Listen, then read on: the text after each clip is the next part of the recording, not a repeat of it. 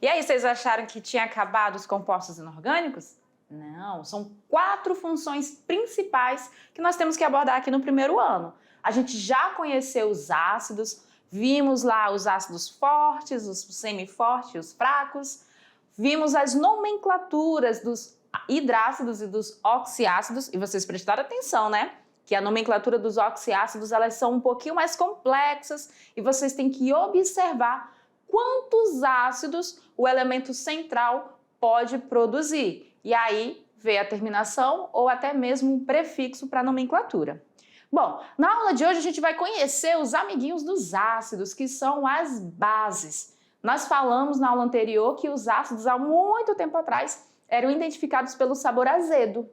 E as bases eram identificadas pelo sabor adstringente. Eu até falei lá que era a mesma sensação de quando você dá uma mordida ali numa banana verde, que dá aquela sensação que está travando tudo, né? Pois é, lógico que hoje a gente não faz mais isso para identificar o que é um ácido e o que é uma base. Hoje a gente utiliza os nossos indicadores ácidos e bases e também utilizamos a volumetria, né, que é a titulação, onde a gente consegue estar trabalhando um ácido ou uma base e suas concentrações. Galerinha, a química evoluiu muito e isso para melhorar a segurança dos cientistas que fazem os estudos e também dos nossos consumidores, né, as pessoas que fazem uso dos produtos que têm ali uma necessidade de um controle. Bom, na aula de hoje nós vamos conhecer as bases, vamos ver as nomenclaturas, o que é uma base forte e o que é uma base fraca. Então, vamos lá para a nossa segunda função inorgânica que nós vamos conhecer aqui no primeiro ano. Vamos lá no slide? Então, galerinha, nós estamos falando da conceituação das bases. Na aula de hoje a gente vai aprender um pouco mais sobre elas, vamos falar sobre a força de uma base. O que isso quer dizer? Aquela base muito forte, base intermediária e as bases fracas, assim como nos ácidos. E essa força, galerinha, ela tem muito a ver com o tipo, digamos assim, de cuidado que nós temos que ter ao lidar com essas bases. Lembre-se, não são só os ácidos que podem ter poder de corrosão, as bases fortes também podem causar queimaduras. Vamos ver a utilização dessas bases no nosso dia a dia e falar sobre uma base diferente que é a amônia. E vocês já devem ter ouvido esse nome. E para finalizar a aula, a gente vai falar sobre a nomenclatura delas. Então vamos lá. Nós vimos na aula anterior o conceito de ácido para arrênios, lembram? Ácido eram os compostos covalentes que em meio à água sofriam ionização. Ou seja, como se trata de compostos covalentes, nós não temos íons na formação dos nossos ácidos. Covalente não é ligação iônica, covalente é compartilhamento dos elétrons na valências. Então, na água, os nossos ácidos sofrem ionização, uma reação química que vai fazer com que aquele ácido interaja com a água, liberando o hidrônio e aí tendo a presença das cargas positivas e negativas, beleza? Nas bases, nós não temos ionização, nós temos o que nós chamamos de dissociação. O que isso significa? Qual a diferença? Lá nos nossos ácidos, ligação covalente, não tem existência de íons. Então, sofre ionização, ou seja, é uma reação química que vai produzir, vai fazer com que aquelas ligações covalentes possam ser rompidas e surjam os íons. Ionização. Não existia íon antes. Nas nossas bases, eles vão sofrer dissociação.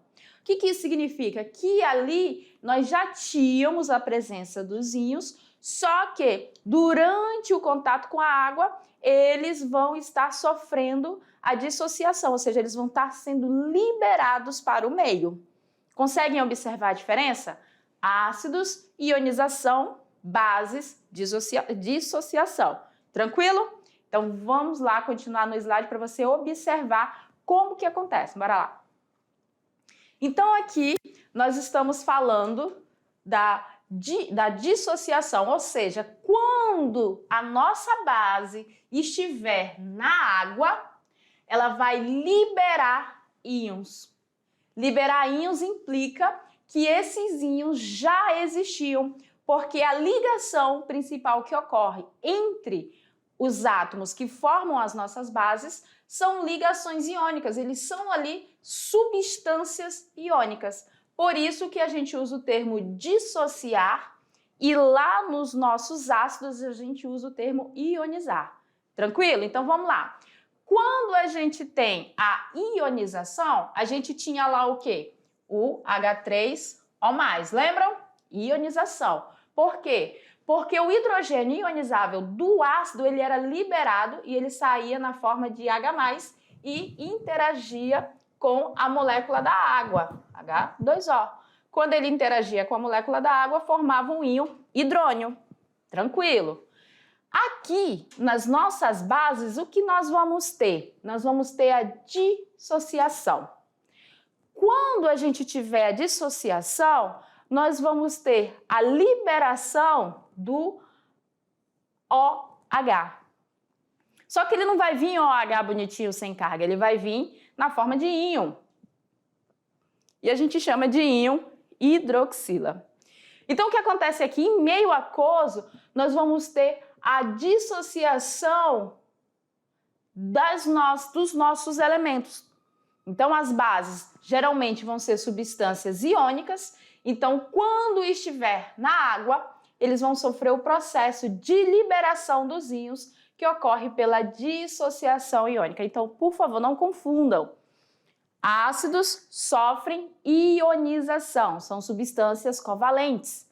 Bases sofrem dissociação, são substâncias iônicas. Tranquilo? Então, aqui a gente trouxe alguns exemplos de dissociação de algumas bases. Observe o seguinte, tá, galerinha? Nas bases que a gente tem mais de uma hidroxila, normalmente a dissociação dela vai ocorrer em etapas, tá? Vai vir, vai dissociar o primeiro grupo de hidroxila, depois o segundo, terceiro, vai depender de quantas hidroxilas nós temos aí na presença ali da nossa base. Então aqui, o hidróxido de potássio, o que nós vamos ter? Essa aqui, ó, é a nossa base. Está no estado sólido. Esse S entre parênteses significa que ele se encontra no estado sólido. Em cima da seta, observe que a gente colocou aqui água, ou seja, a ele vai ser adicionado água. Quando ocorrer a adição da água, nós vamos ter a dissociação, aonde vai liberar o cátion K+, e o ânion OH-. Qual é a principal característica das bases? Que em meio aquoso exista um único ânion, que é o OH-. Qual é a principal característica dos ácidos? Que em meio aquoso apareça um único cátion, que é o H+, ou melhor dizendo, o íon hidrônio, que esse H+, ele sempre vai estar associado a uma molécula de água. Então essa é a principal diferença entre ácidos e bases. Ácidos, covalentes, ionização. Base, iônico, e dissociação. E aí, nesse ponto, vocês têm que estar sempre antenados para essas diferenças, viu, galerinha? Então, ó, sólida, a nossa base aqui está no estado sólido. Quando adiciona água, tem a dissociação das cargas, liberando um único tipo de ânion, que é o OH-, que é nosso íon hidroxila. Aqui nós temos a amônia, que é uma base diferente, tá, gente? Por que a amônia é uma base diferente? Observem que na estrutura, isso aqui a gente vai falar mais na frente da aula, mas não tem problema, que na estrutura de todas as bases a gente tem a hidroxila aqui, ó. Ela já está presente. Quando adiciona-se a água, elas sofrem a dissociação, elas vão se separar e vai liberar o nosso ânion OH-. Na amônia, na sua estrutura, nós não temos a presença da hidroxila. Porém, quando a amônia se encontra em meio aquoso, um dos hidrogênios da água sempre vai vir se agrupar na nossa amônia. Então, ela passa de NH3 para NH4. Por que vem positivo? Porque esse hidrogênio aqui, ao sair da água, o seu elétron fica aqui com o nosso oxigênio. Então, ele vai para lá carregado positivamente. Por isso que tem esse mais aqui no nosso íon amônio.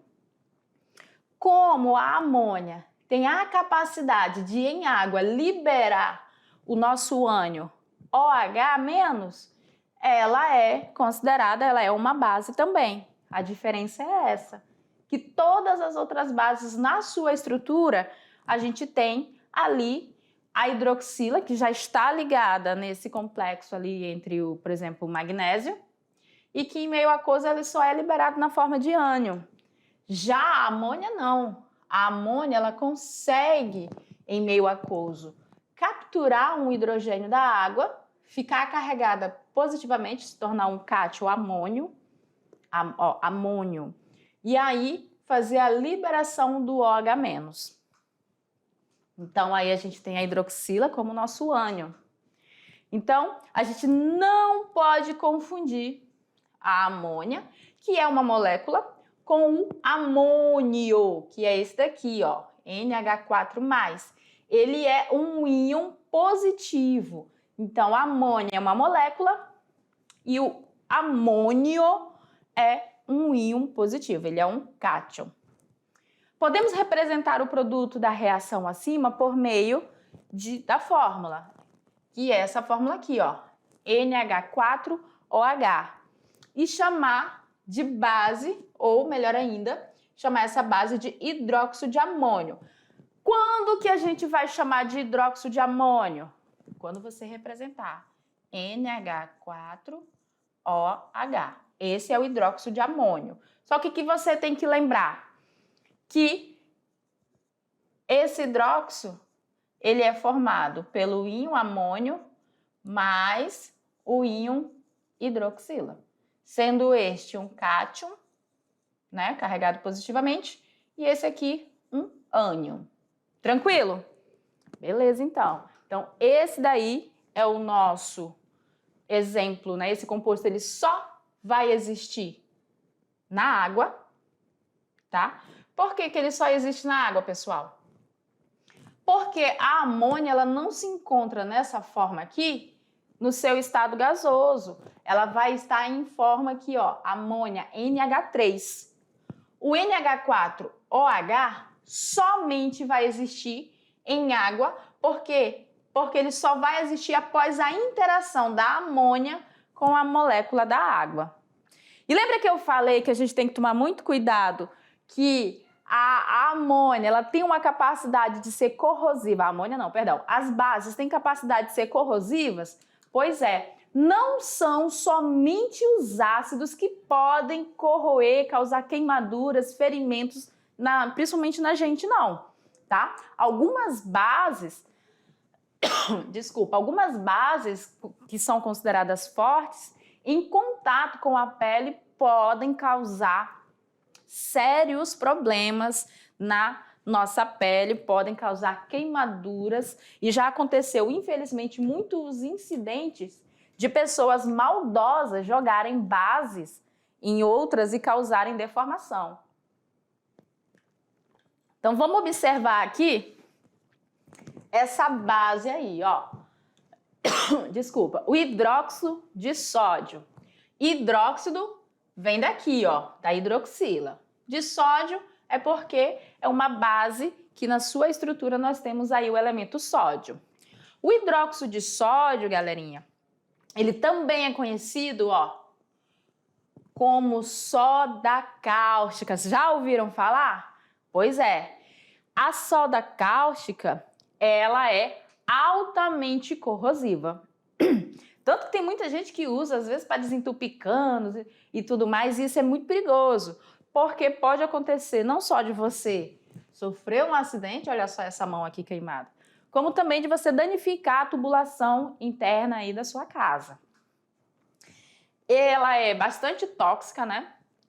é muito solúvel em água. Todas as bases, de um modo geral, elas são solúveis em água, até porque uma das características mais marcantes é a presença da hidroxila, né? Do íon hidroxila, e ele só é presente quando a nossa base está dissociada, dissolvida. Desculpa. É uma dissolução, ó, que vai liberar grande quantidade de calor. O que isso quer dizer? Que na hora que você colocar o nosso hidróxido de sódio ou a nossa soda cáustica, chame como você preferir, em água, durante a dissolução dela, nós vamos ter uma elevação da temperatura. E dependendo, galerinha, isso aqui, se você for fazer em um recipiente não adequado, por exemplo, um recipiente metálico, isso aí pode até ferver e causar queimaduras sérias. Então, é preciso ter muito cuidado no manuseio dessa substância. Ele é utilizado na fabricação de sabão, de papel, celulose e corante. Os nossos alunos lá do terceiro ano já fizeram, né, o nosso sabão ecológico, onde a gente utilizou onde a gente utilizou um pouco, né, de soda cáustica no processo e utilizamos banha e gordura já utilizada, óleos de frituras e tudo mais. Então aqui, galerinha, a gente recomendou todo o processo de cuidados, EPIs que eram necessários, os utensílios, qual é esse tipo de utensílio a gente falou, que não poderia ser nada metálico, né? Para não agravar, para não, digamos, intensificar a quantidade de calor que seria liberada aí nesse processo. Então, o hidróxido de sódio, ele é muito utilizado em indústria e tem que ser muito cauteloso no uso no dia a dia. Aí a gente vai para uma outra base, que é o hidróxido de cálcio. Observe que, ó, tá vendo esse 2? Vamos voltar no hidróxido de sódio? No hidróxido de sódio, o que nós temos, galerinha? NaOH. Observa que eu tenho só uma hidroxila. Por quê? Porque o Na é um metal alcalino, ou seja, ele tem a tendência ali de perder somente um elétron. Como a nossa hidroxila, ela tem a tendência de ficar carregada de uma carga, então apenas uma hidroxila e um sódio formam um composto, uma base totalmente tranquila. O cálcio não. O cálcio, galerinha, ele é o quê? Um metal alcalino terroso, ou seja, ele está lá no grupo 2 ou grupo 2A da tabela periódica. Então, o nosso cálcio, ele tem número de oxidação, ou melhor, ele pode tá liberando da sua valência 2 elétrons. Então, como a nossa hidroxila, a carga dela sempre vai ser de 1 menos ou menos 1, quantas hidroxilas eu vou precisar para satisfazer o nosso cálcio, para neutralizar a carga positiva dele? Eu vou precisar de 2. Eu não posso fazer isso aqui, galera. Não posso. Cada hidroxila só está recebendo uma carga negativa. Então, neste caso, eu vou estar fazendo uso de 2 hidroxilas. Por isso, esse parêntese aqui, ó, para identificar que eu estou tendo 2 hidroxilas ligadas ao cálcio. Tranquilo? Então, ligações químicas não vai ficar para trás nesses nossos estudos, não. Então, tá. O hidróxido de cálcio, ele também é conhecido como cal apagada, cal hidratada ou ainda cal extinta. Ele é formado pela dissolução de cal em água. O cal normal, você dissolve em água e aí a gente tem a formação da nossa base. Ele é utilizado na preparação de argamassa, correção da acidez de solos e também no tratamento de água. E aí aqui para você observar, né, ele é um pozinho branco.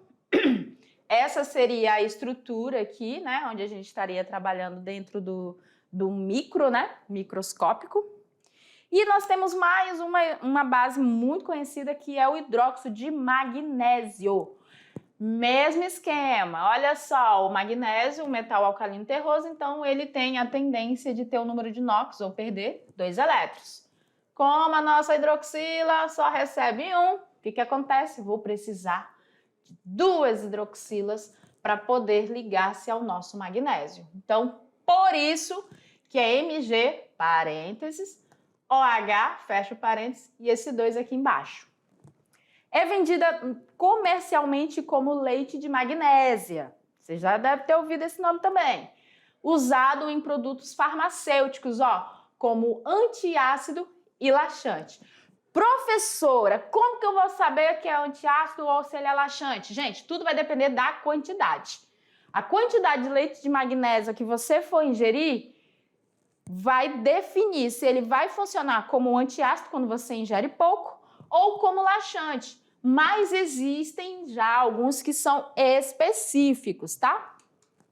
Aqui a gente tem como seria a estrutura microscópica dessa nossa base e aqui a representação dela. E o hidróxido de amônio? Tá vendo que a gente está chamando de hidróxido de amônio e a fórmula que eu estou representando não é a forma da amônia, galerinha. A forma da amônia é essa daqui. Só que quando a amônia está em meio aquoso, ela vai formar ali o nosso ânion, OH-. Por isso que quando eu falo hidróxido de amônio, eu posso sim representar como NH4OH. Aí você tá vendo isso aqui, Essa é a nossa amônia, esse é o nosso ânion. Se você não prestou atenção ainda agorinha, esse outro hidrogênio que surgiu aqui, ele é nada mais, nada menos do que o rompimento de um dos hidrogênios que estava ligado à molécula da água que sai e se liga à nossa amônia. E aí forma o NH4. Tranquilo? Ele é utilizado na produção de fertilizantes, de explosivos, em produtos para remover crostas de gorduras, em produtos farmacêuticos e também na revelação de filmes fotográficos. E aí a gente tem o hidróxido de alumínio. Olha só o 3 aqui. Por quê? O alumínio, ele tem número de NOx 3+, ou seja, ele tem tendência de perder 3 elétrons. Voltamos ao mesmo esquema. Como a nossa hidroxila só está recebendo 1, eu vou precisar de 3 hidroxilas para poder estar neutralizando ou estar satisfazendo o alumínio. Por isso que após o parênteses nós temos esse 3 aí. Vocês não vão errar isso aqui mais nunca. Então o hidróxido de alumínio, ele é um sólido gelatinoso. Ele é uma das poucas bases que a dissolução, que ele não é tão solúvel assim em água. Nesse caso, ele é utilizado no tratamento de água, em estações de tratamento, e também pode ser utilizado como antiácido estomacal. Tem muitas medicações, principalmente aquelas medicações que são potezinhos já líquidos, normalmente tem a coloração branca, que na composição deles, eles têm lá hidróxido de alumínio, que é uma base. Por que que a gente toma o hidróxido de alumínio como um antiácido, assim como o hidróxido de magnésio? Porque o pH dele vai ser o ideal para neutralizar o ácido que nós temos no nosso estômago, que é o HCl. Lembra que a gente falou lá em ácidos que normalmente eles são neutralizados por base? Pois é, quando eu tenho um ácido e vou neutralizar ele com uma base, eu sempre vou formar sal mais água. Sempre vou formar sal mais água. Por quê? Porque o meu ânion do meu ácido vai interagir com o cátion da minha base e a minha hidroxila, que é o cátion do ácido, vai reagir com o meu hidrogênio, vai reagir com a hidroxila da base. Então, esses dois aqui vai formar o cloreto de alumínio, que seria o sal, e o hidrogênio aqui do nosso ácido com a hidroxila da nossa base vai formar a água. Tranquilo? Então, por isso que essas bases são utilizadas como um antiácido estomacal. Ordem crescente de solubilidade das bases em água. Solubilidade é a capacidade substâncias se dissolverem, se dispersarem em água. Então, as nossas bases que são feitas ali a partir de metais alcalinos, que é o grupo 1 da tabela periódica, aí tem o sódio, tem o lítio e tudo mais, são totalmente solúveis em água. As bases que são originadas ali da junção da hidroxila com os nossos metais alcalinos, que são aqueles grupo 2 da tabela periódica, aí entra, por exemplo, o cálcio e o magnésio, são parcialmente solúveis. E as bases que são provenientes de outros metais, e aí a gente tem o exemplo o alumínio, que a gente acabou de ver, que ele não é um metal alcalino, nem um metal alcalino terroso, elas são praticamente insolúveis em água. E aí, entre os metais alcalinos terrosos, a gente tem essa exceção aqui, que é a base a partir de magnésio, que ele também é praticamente insolúvel. Todos os outros metais alcalinos terrosos são parcialmente solúveis em água. E a força de uma base? Então tá. Gente, vocês observaram, né, que nós temos bases que são solúveis em água com uma facilidade extrema, outras que têm uma certa dificuldade e outras que são totalmente insolúveis, né? Então, bases fortes são aquelas que são solúveis ou parcialmente solúveis em água. Então, as bases dos nossos metais alcalinos e a amônia é dito como uma base forte, porque essas bases são totalmente solúveis em água. Algumas bases aqui dos nossos metais alcalinos terrosos também podem ser consideradas como base forte, tá? Então, a solubilidade dessa base em água vai determinar se ela é forte ou não. Por quê? Porque é a capacidade que ela vai ter, ó, de liberar os ânions OH-. Então, aqui a gente pode dizer que eles possuem um elevado grau de dissociação, ou seja, ele vai formar bastante OH-. Bases de metais alcalinos, como, por exemplo, o NaOH e o KOH, hidróxido de sódio e hidróxido de potássio, são exemplos de bases fortes. Bases de alguns metais alcalinos terrosos, como o hidróxido de cálcio e o hidróxido de bário, aí a gente também tem eles como bases fortes, porque essas bases, elas são praticamente solúveis em água. Já as bases fracas são aquelas que são insolúveis, né? Como a gente viu, são as bases formadas por outros metais que não sejam os metais alcalinos terrosos e nem os metais alcalinos. Isso a gente tem ali o magnésio como um exemplo de base fraca. Apesar dele ser um metal alcalino terroso, ele é basicamente insolúvel em água. Aí nós temos o hidróxido de amônio, que é uma exceção. Por quê? O hidróxido de amônio é uma base solúvel. Vocês viram lá, né? Ó, vamos voltar aqui na escala? Ó, os metais alcalinos e a amônia são totalmente solúveis em água. E a gente falou que os que são totalmente solúveis em água são bases fortes. Porém, no entanto, todavia, a amônia, né, o hidróxido de amônio, apesar de ser solúvel em água, ele apresenta um pequeno grau de ionização.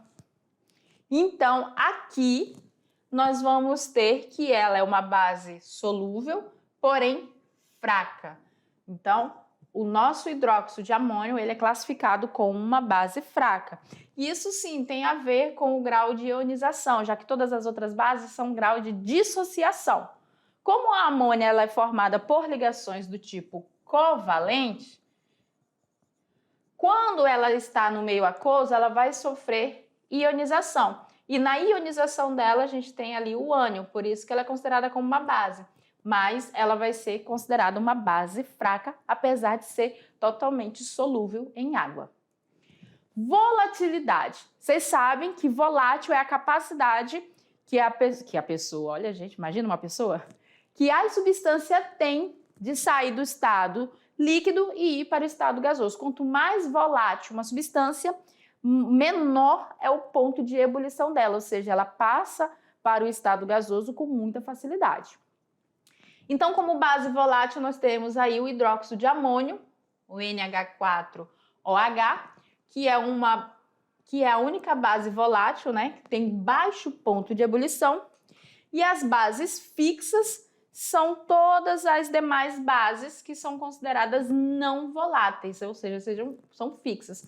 Tanto que o hidróxido de amônio, quando a gente está trabalhando com ele, normalmente a gente tem que usar uma máscara, tá, pessoal? Porque o cheiro é bem desagradável, a amônia, ela irrita a mucosa da narina e pode causar dor de cabeça e desconforto, porque ela é uma base volátil.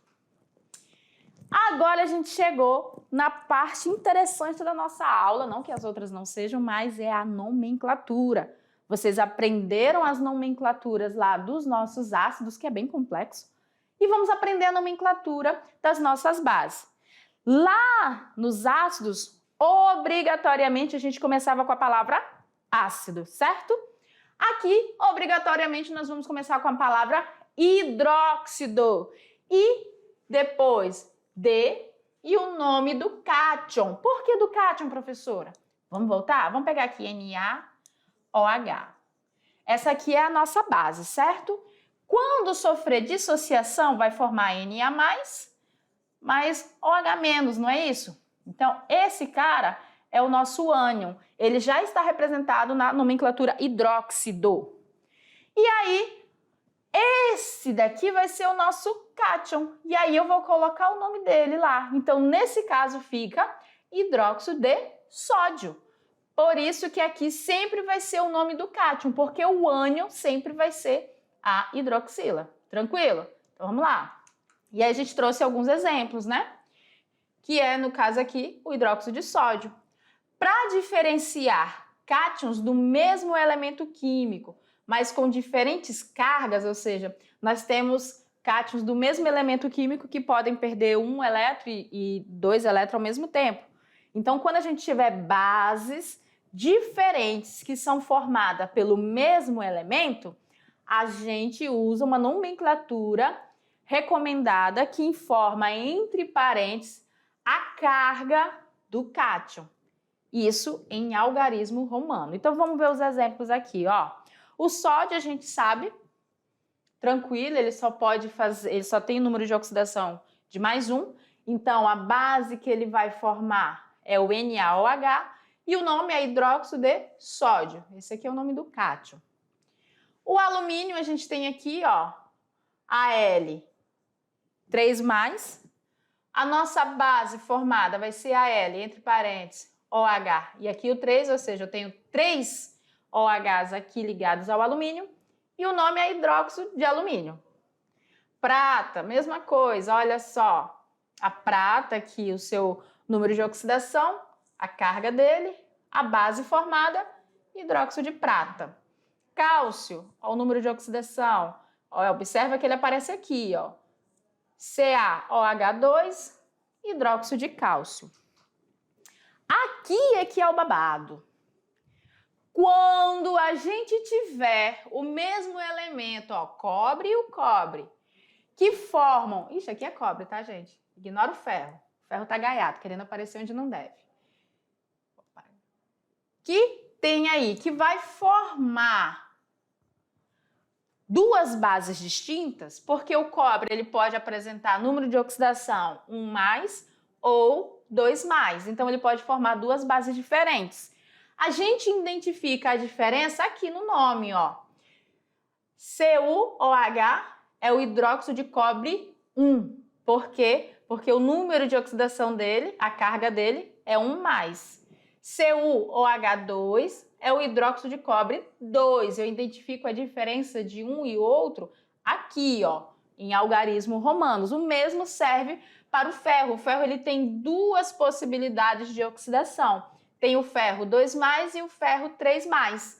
O 2+ vai formar esse daqui, ó, FeOH2. Então, vira o hidróxido de ferro 2. E o ferro 3+ vai formar o FeOH3. Vai virar o hidróxido de ferro 3. E aí a gente volta a falar um pouquinho dos indicadores ácidos e bases, né, que são as substâncias que a gente sabe que de acordo com o pH vai mudar a sua coloração.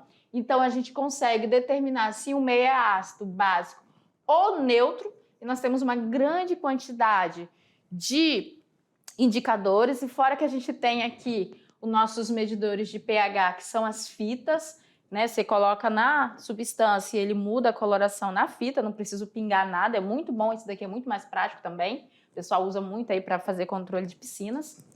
E aí a gente tem alguns exemplos, né? A gente conheceu a fenolftaleína, que em meio ácido fica incolor, em meio básico fica rosa, o alaranjado de metila, que fica vermelho no ácido e fica amarelo na base, azul bromotimol, amarelo no ácido, azul na base, e o papel de tornassol, que é o que a gente viu aqui, ó, esse papel aqui, que ele vai ficar vermelho em meio ácido e azul em meio básico. A escala de pH vocês já conhecem, né?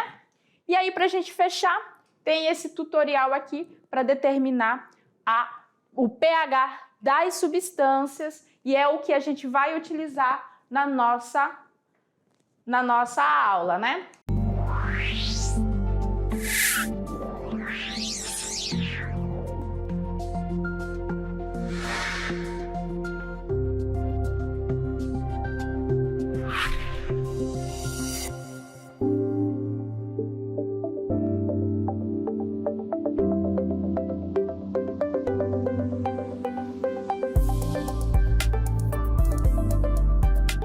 Ok, meus caros alunos, diante de mais um tutorial de Química, né? E nesse experimento você vai aprender a determinar o pH das substâncias. pH significa potencial hidrogeniônico.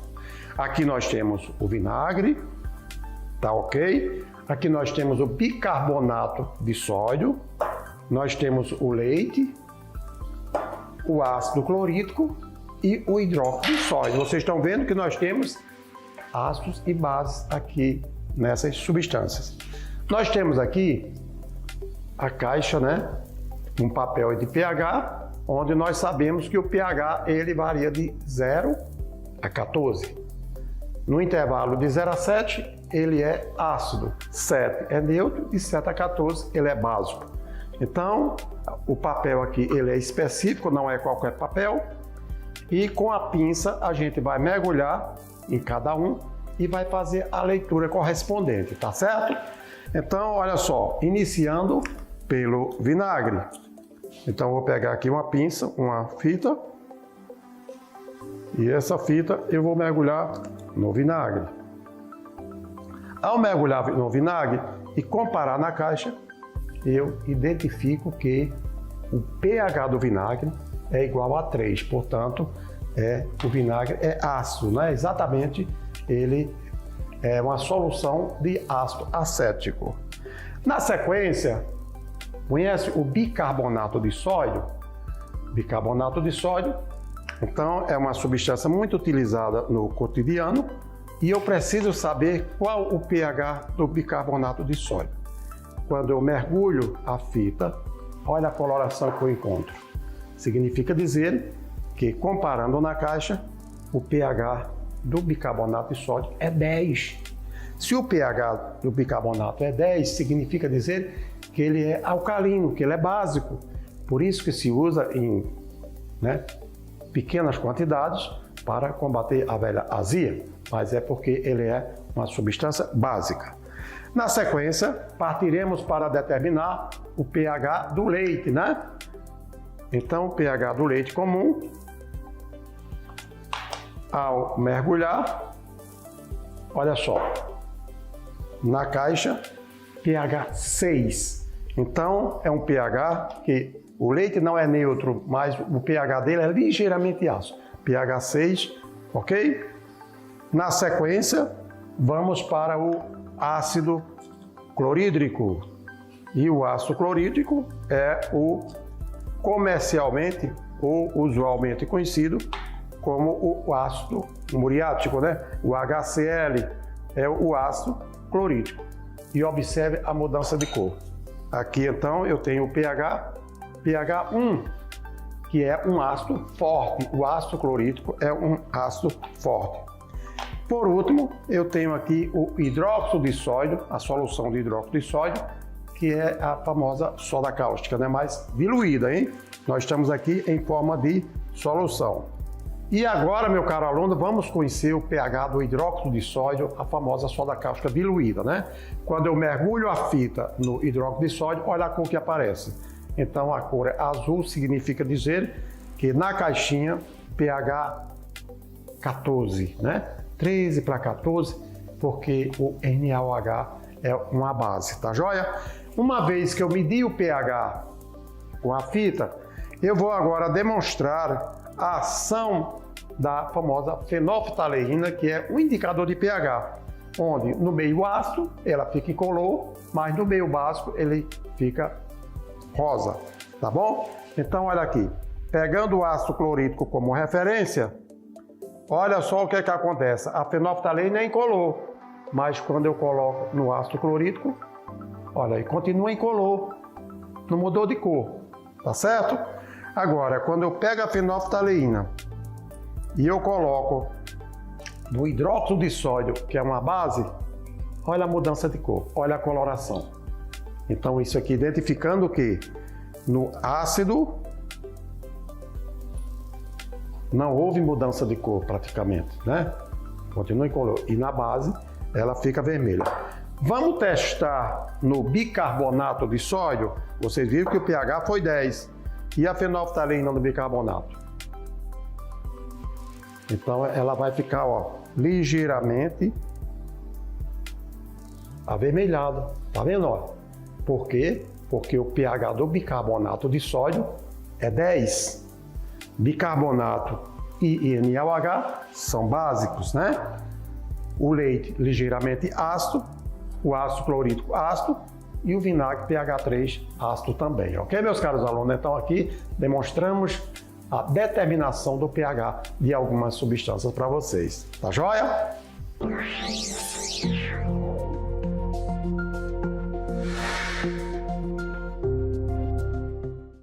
E aí, lá na nossa extra classe, galerinha, lembrando que vocês vão trabalhar com o extrato de repolho roxo. Para fechar, olha só esse exemplo, rapidão. O hidróxido de potássio é considerado perigoso, de acordo com as recomendações para o transporte de produtos perigosos nas Nações Unidas. Ó, cuidado, hidróxido de sódio. Pertence a uma classe de substâncias que, por ação química, causam severos danos quando em contato com tecidos vivos ou em casos de vazamento danificam ou mesmo destrói outras cargas ou veículo. Seu símbolo de risco encontra-se representado na figura, olha só. Lembra da soda cáustica? É isso aí. Para indicar a fórmula, é tranquilo, né? A gente está falando aqui do hidróxido de potássio, KOH. Classifique essa base de acordo com a sua força. Totalmente solúvel, base forte. Equacione a dissociação iônica dessa substância. Aí você vai equacionar, olha só, e vai fazer a separação das cargas, como é o metal alcalino, K+, OH-. Por que essa substância é uma base de acordo com a teoria de Arrhenius? Porque libera o ânion OH-. E na escala de pH a 25 graus Celsius, a solução de hidróxido de potássio deve apresentar um valor igual, menor ou maior que 7? Tem que ser maior, né? Já que é uma base. No mais, galerinha, fique ligadinho. Esse material aí também pode ser enviado para vocês, tá? Os tutoriais, a gente manda os links, tudinho para vocês estarem acompanhando, não tem problema. A nossa primeira parte acaba aqui e já já a gente vem com a nossa atividade e nossa revisão, lógico.